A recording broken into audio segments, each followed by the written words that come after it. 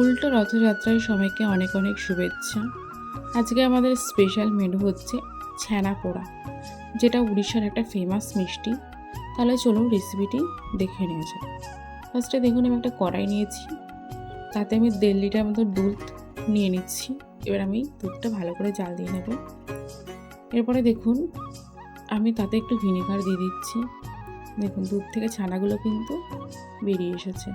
এবার আমি একে একে ছানাগুলো তুলে নিচ্ছি ও জল ঝাড়িয়ে নিচ্ছি। এবার আমি ছানায় একটু জল দিয়েছি, কারণ আমি ছানা কাটার সময় একটু ভিনেগার দিয়েছিলাম, সেই জন্য। দেখুন আমি ড্রাই ফ্রুটস নিয়েছি, কাজু, কিশমিশ, খেজুর আর পেস্তা। আপনারা চাইলে নাও নিতে পারেন, এটা অপশনাল। সব ড্রাই ফ্রুটসগুলো আমি কেটে নিচ্ছি। দেখুন আমার ড্রাই ফ্রুটস কিন্তু কাটা হয়ে গেছে। এবার আমি একটা থালা নিয়েছি, তাতে ছানা নিয়ে নিয়েছি। ছানাটা ভালো করে মেখে নিচ্ছি। এরপর আমি দিয়ে দিচ্ছি পাউডার সুগার, যেটা আপনারা নিমেষে বাড়িতে বানিয়ে নিতে পারেন। দিয়ে দিয়েছি সুজি, আর এলাচটা আমি থেতো করে নিয়েছিলাম, আর 2 চামচ ঘি। সবগুলো ভালো করে মেখে নিতে হবে। এবার আমি অ্যাড করছি হলো ড্রাই ফ্রুটসও ভালো করে মেখে নিতে হবে। দেখুন মাখা আমার হয়ে গেছে। এবার আমি এয়ার ফ্রায়ারে করবো যেহেতু, সেজন্য 2 মিনিটের জন্য প্রিহিট করে নিচ্ছি। এবার একটা বাটার পেপার নিচ্ছি, নেওয়ার পরে তার উপরে আমি ওই ছানা মাখাটা দিয়ে দেবো। আপনারা চাইলে গ্যাস ওভেনও করতে পারেন, কিন্তু আমার এটা ইজি পদ্ধতি মনে হয়েছে, সেজন্য আমি এয়ার ফ্রায়ারেই করছি।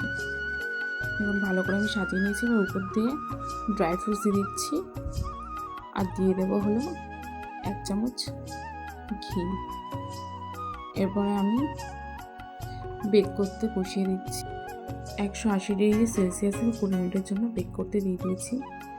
দেখুন উপরটা খানিকটা হয়ে গেছে। এবার দেখুন আমি বের করে নিয়েছি, আমার একটা সাইড হয়ে গেছে বেক করা। এবার আমি আরেকটা সাইড করে নেব। তার জন্য আবারও একটা আমি বাটার পেপার বসিয়ে দিচ্ছি ভালো করে। এবার আমি এই ছানা পোড়াটা উল্টে দেব। উল্টে দিয়ে আবার কিছুক্ষণ বেক করে নেব। 1 চামচ দেখুন আবারও ঘি দিয়ে দিচ্ছি। ঘি দিয়ে আমি 10 মিনিটের জন্য আবারও বেক করে নেব। দেখুন আমার ছানা পোড়াটা কমপ্লিট। এখন আমি কেটে নিচ্ছি পিস পিস করে। এটা যখন বেক হচ্ছিল, জাস্ট গন্ধটা বাড়ির চারিদিকে ছড়িয়ে পড়েছিল, দারুণ গন্ধ বেরোচ্ছিল। দেখুন আমি একটা কেটে নিয়েছি। এটা আমার ছানা পোড়ার ফাইনাল লুক। দেখেছেন কি সুন্দর কালার এসেছে, খেতেও অনেক টেস্টি হয়েছিল। রথযাত্রা উপলক্ষে আপনারা অবশ্যই বাড়িতে বানিয়ে খান এবং কমেন্টে আমাকে জানাতে ভুলবেন না আপনাদের কেমন লেগেছে। সুস্থ থাকবেন, ভালো থাকবেন। দেখা হবে আগামীকাল নতুন একটি ভিডিওর সঙ্গে।